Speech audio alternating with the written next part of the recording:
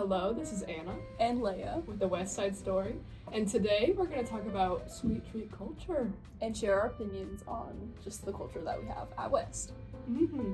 But this is kind of like an internet phenomenon, real popular, memed a lot, but everyone's like, oh my god, like me and my little sweet treat meal and I can't survive my little sweet treat. Right, that's where it stemmed from, I would say. It was like people would be like, oh, like I just wanted to reward myself, so I would go buy a sweet treat, and it's like just like maybe a little Starbucks drink or like a little cookie or something. And it was like more like if you did something good, you get a cookie, or like if you or if you're just like really just feeling it, you get a cookie. And I think that's like where it started from. It was really like cute and innocent at first. But like I would fall for that. I do enjoy a sweet treat, like that's real, but we're enjoying one right now. For real. With our hot cocoa and our brownies. Don't worry about it.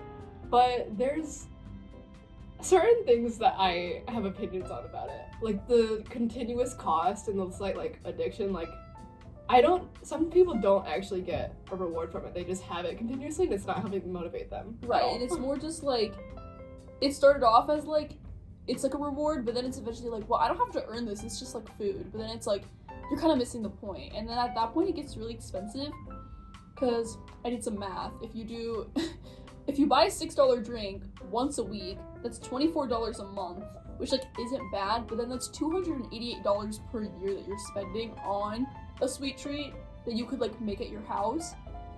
And you could spend that $288 like buying the funds to make it at home, or like even other things that you would need more. And that's like an underestimate. Once a week is so little. I see people with drinks at school every day on their desk, like every walking day, around. Or not even then. Sometimes they have it in the morning, and then after AFT they have a different one. Mm-hmm. So that's also like twice a day. So. And the proximity of Java does not help.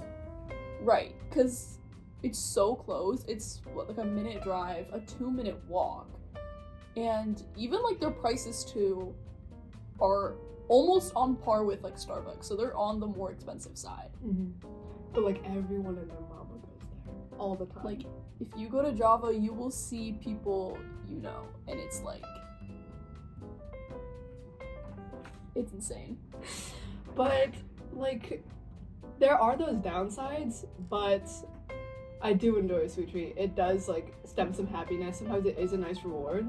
I think as long as it's like in moderation.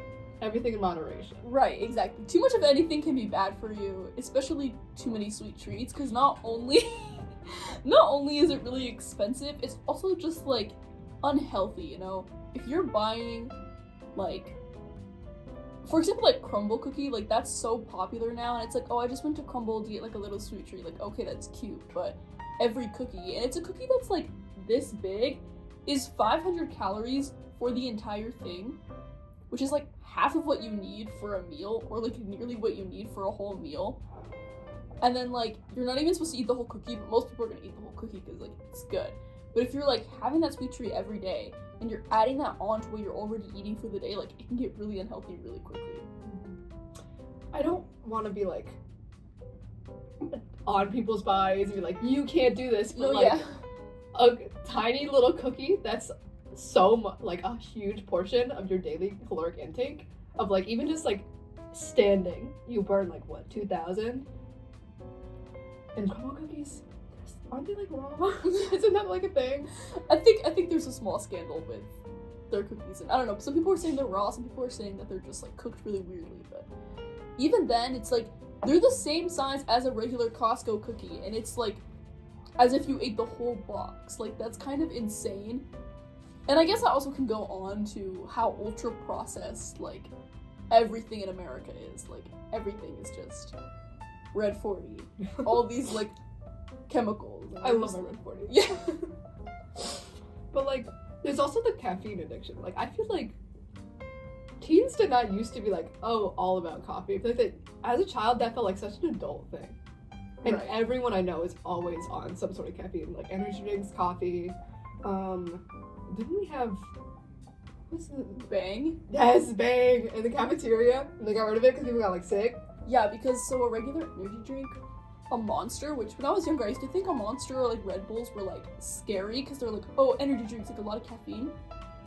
But a Monster and a Red Bull both have, I think, around 150 milligrams caffeine, which is like average. Like that's what you can have for a day if you're a teen. But then like a Celsius has 200, and an Alani I think has 250 or 200 also, which is like insane amounts. Like, you shouldn't be having that much caffeine as a teen, or even then like every single day, because it's like it's just not good for you. Mm-hmm. And you can get addicted to it, because then afterwards, if you like start having caffeine withdrawals, you start to have headaches, and like that can affect your academics.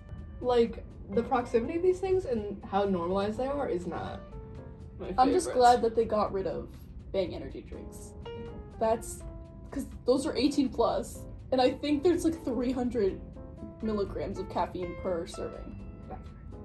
But yeah, sweet treats are not going away, and I'm honestly not that mad about it, but just we shouldn't let it get too crazy. We shouldn't ruin a good thing. Shouldn't ruin a good thing. And this has been Anna. And this is Lea With the West Side Story. See you next time. See ya.